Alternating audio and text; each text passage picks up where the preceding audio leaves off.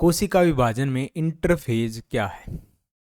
Interphase कोशिका चक्कर का वह लंबा चरण है।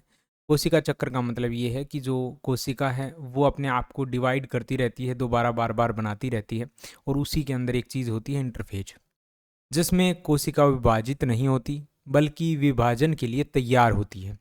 यानी कि सबसे पहले कोशिका तैयार होगी विभाजन के लिए, उसके बाद इसका विभाजन होगा।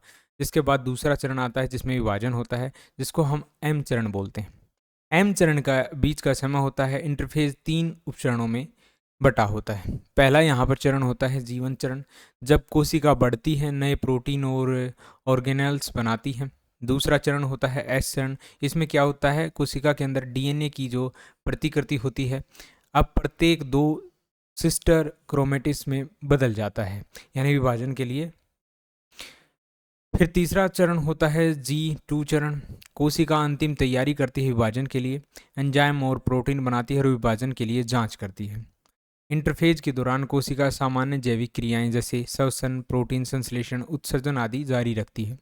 यह कोशिका चक्र का सबसे लंबा चरण होता है, लगभग 90% समय इसी में लगता है।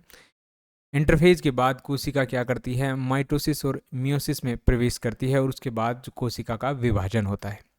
वीडियो साइंस लाइक करें, शेयर करें, चैनल को सब्सक्राइब करें।